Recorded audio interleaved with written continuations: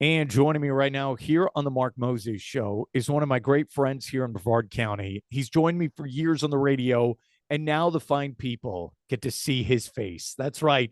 He is Chris Bonanno with the Viera voice and head baseball coach there at Cocoa High School. Chris, how you doing today?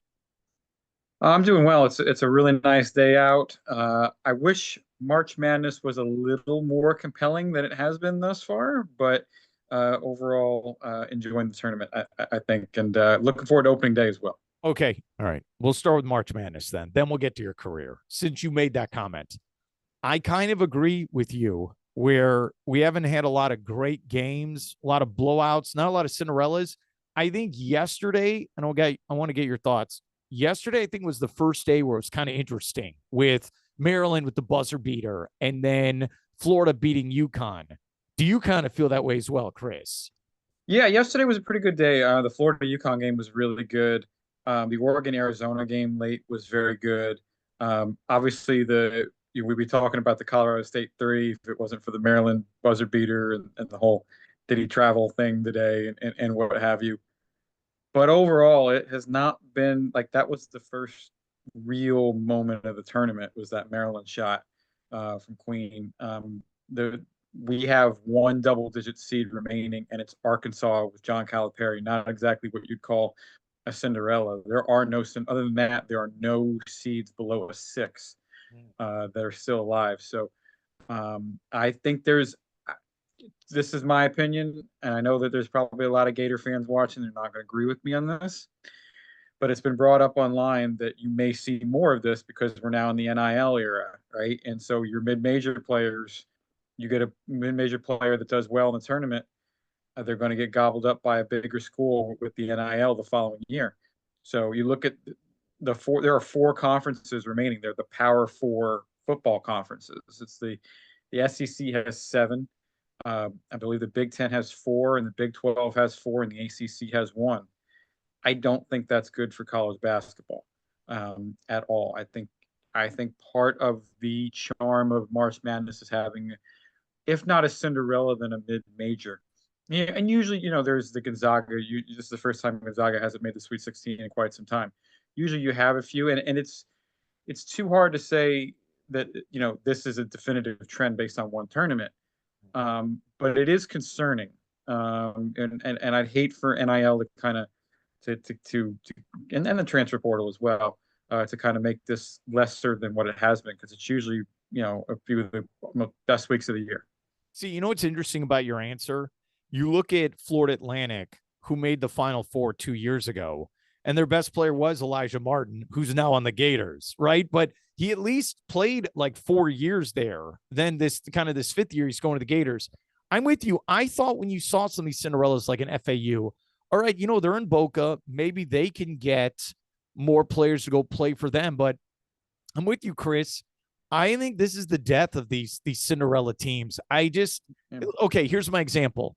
Steph Curry, who played at Davidson, right? 4 year starter. If he played now at Davidson, would he last 1 year, then go No, play for Duke?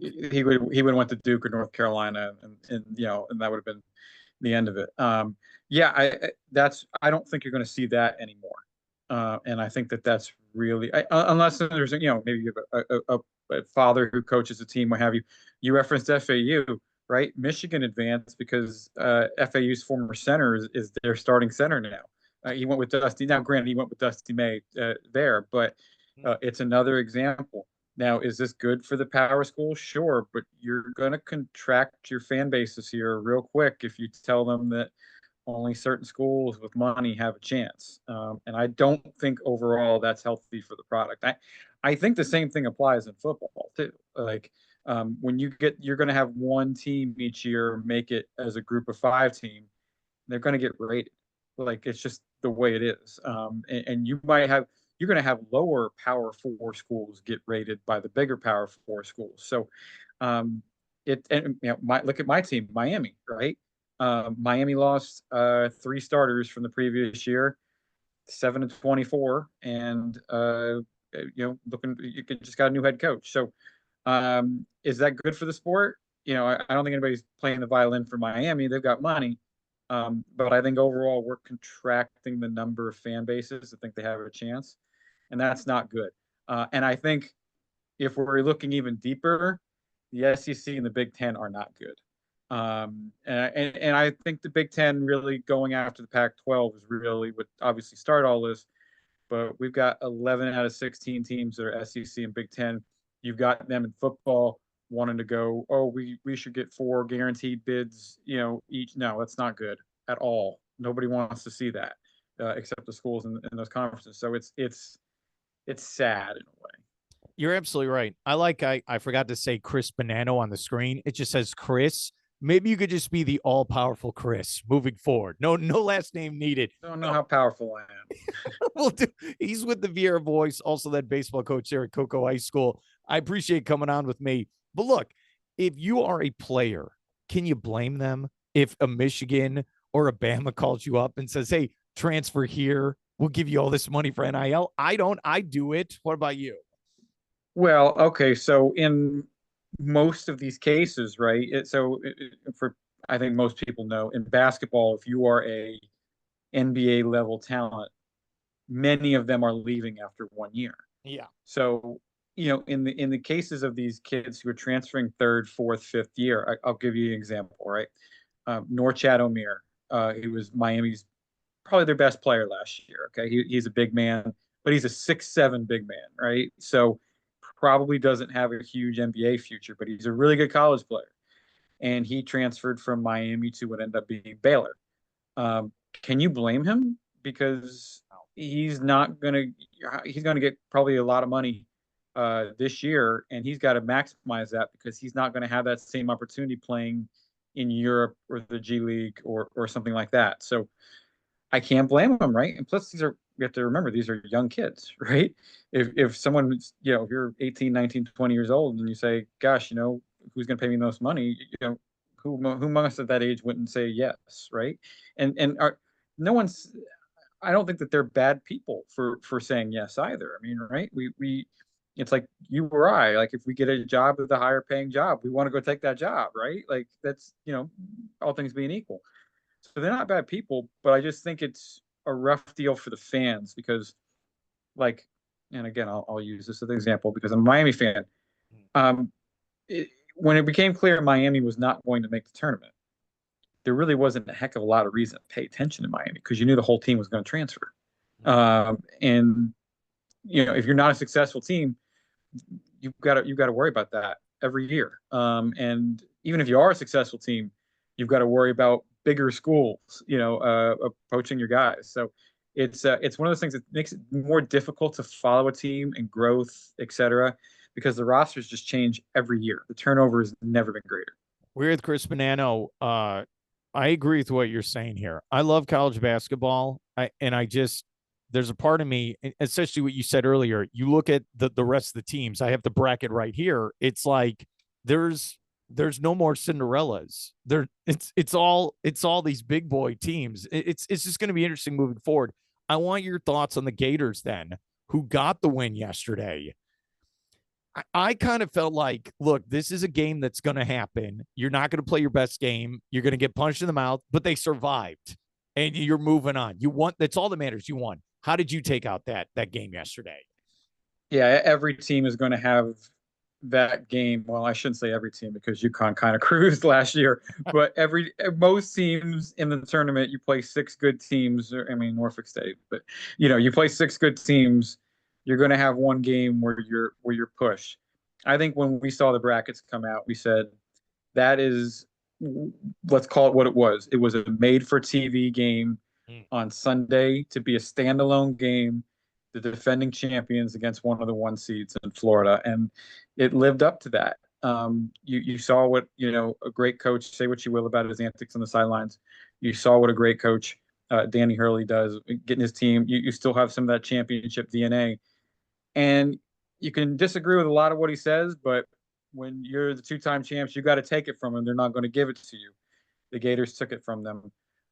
As you look at the bracket, because we talked about there's no easy brackets, but they did. The Gators, I would say, have the easiest road at this point. It's not an easy road, but the Gators have the easiest road at this point against the Maryland team, the Crab Five, right? The highest scoring starting lineup in the country, I believe. And then if they get past that, either Arkansas or Texas Tech, the 2 seed's gone in St. John's, so that's a real big boost for Florida. Still, if you pick Florida, I'd still feel pretty good about where they're at this point. I tend to like teams that survive that game because now they're battle hardened, right? Yeah. I'd feel pretty good if I was a Gator fan Yeah. this morning. I'm with you. We're here with Chris Bonanno. Was that a travel by Queen for Yeah, Maryland? Yes. yeah, yeah. If you or I did that move in the pickup game, we'd get called for a travel game. It's 3 steps. It's 3 steps. Like we've gotten to the point, like the Euro step has been embedded into our game. That's 2 steps. That was three.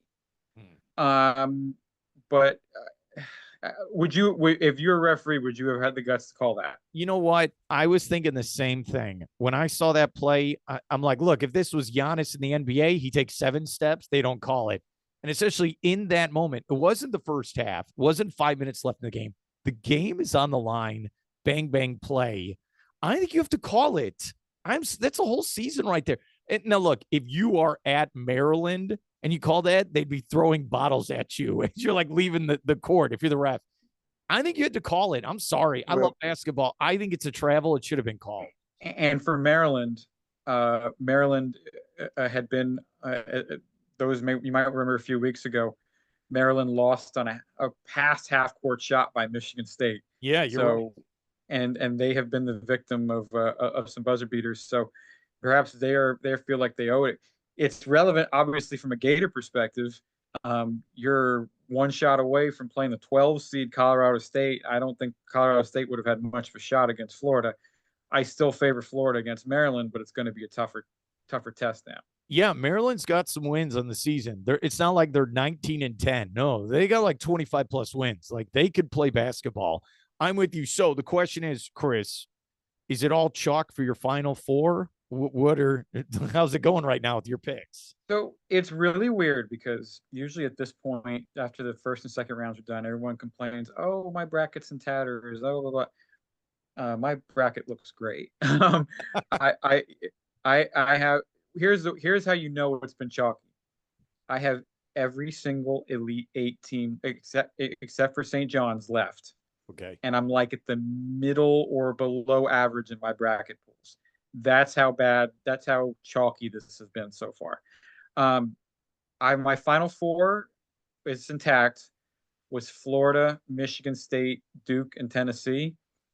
See no reason to deviate from that at this point. I think when every team plays their best game, if every team does play their best game, it's Duke's tournament to lose, and I think Duke's going to win it all.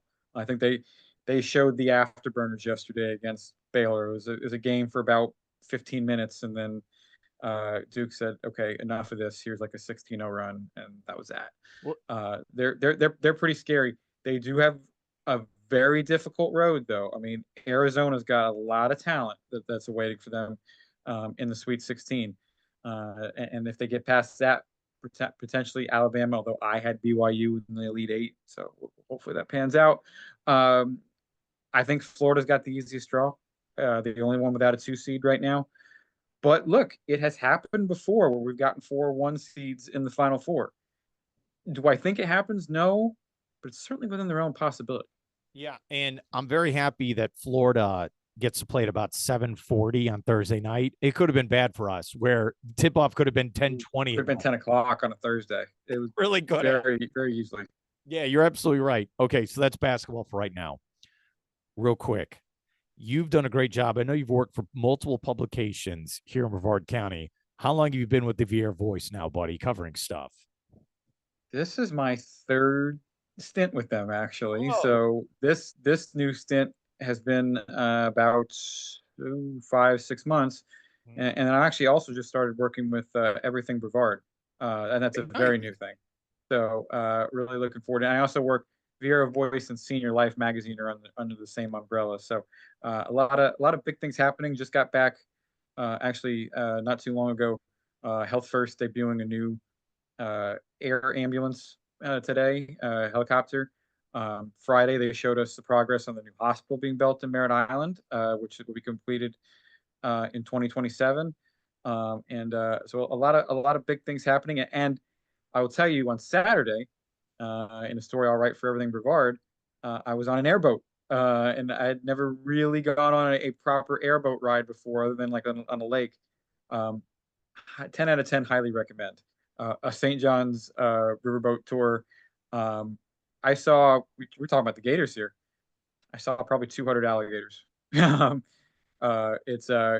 reminds you of we freak out when we see one on the side of the road. And you see 200, and you're in big groups, and you're just like, don't go for a swim in the St. John's. No, because what do they say? Like you see one above water, there's probably a couple under the water. It's not pretty. It's not. I did the one. What is it, Captain Hiram's? You take those boat tours of the Indian River Lagoon. Is that what it is? And yeah, kind of same thing you're talking about. It's pretty crazy. So how can we check out all that stuff online, buddy?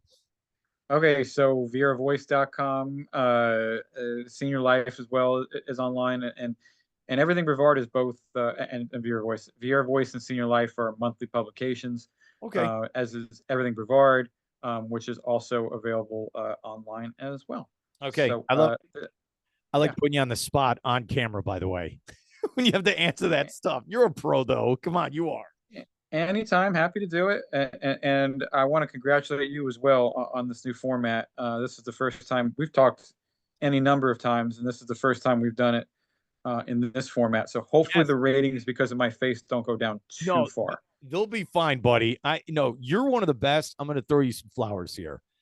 Chris loves sports and he loves the local community. I know meteorologists where you're doing weather stuff and like you're a renaissance man. You're a jack of all trades. I'm trying to throw that out there.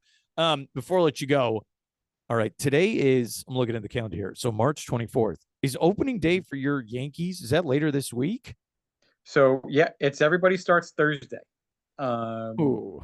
Yeah, I know. I'm gonna have practice for Cocoa High during opening day. Who scheduled that? Um, uh, yeah, I might have to record. So it's interesting. I took a look not too long before we came on here at the weather in New York for Thursday because the Yankees are home.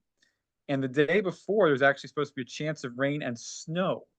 So it's a very interesting juxtaposition with opening day compared to, the day before there's a chance of snow. It's going to be cold, but the Yankees are going to play. And it looks like the teams in the Northeast, from what I could tell, are going to be able to do that. I'm excited. I'm excited for baseball as a whole. The injury woes with the Yankees, particularly in the rotation, have dampened some of the enthusiasm. But it's the Yankees still have a formidable team, and more than anything, just really excited to watch Major League Baseball again. And in what is this time of year with March Madness, the beginning of baseball, we're getting to the beginning of the NHL and NBA playoffs. This is kind of like one of the best sports times of the year. Okay, and then see, we're recording this on Monday, the 24th. What's your next Cocoa baseball game you guys got? So we are going to host the Rockledge Raiders tomorrow at our field, 6 o'clock, first pitch. It is an absolute joy to be back at Cocoa High School. I've enjoyed every minute of it. It's something that you kind of have to pinch yourself with. I was an assistant coach for 4 years, and to be able to be back there doing this again in the head coach role this time, it's been awesome. We've got 8 regular season games left until we get to the district championship. We'll play our next 5 games on the road. We're going to be taking a lot of road trips to Palm Bay and Orlando and Merritt Island and all that stuff. So, but yes, we're home tomorrow. If you want to come out and watch a ball game, we're going to play Rockledge. That's going to be really cool. I've told your athletic director, Dave Kintai, that you're a good dude and don't mess with Chris Bonanno. I appreciate that. I know he was on not too long after he got hired, and he was he's excellent to work with. And former Hurricane, by the way. So I know yes, that. Yes, we definitely quickly got into that.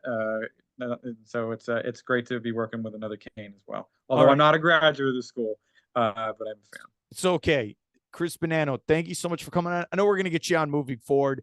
Good luck with your game against Rockledge tomorrow, and I hope your bracket's going to be all right moving forward. All right, man? Me too. Thank you.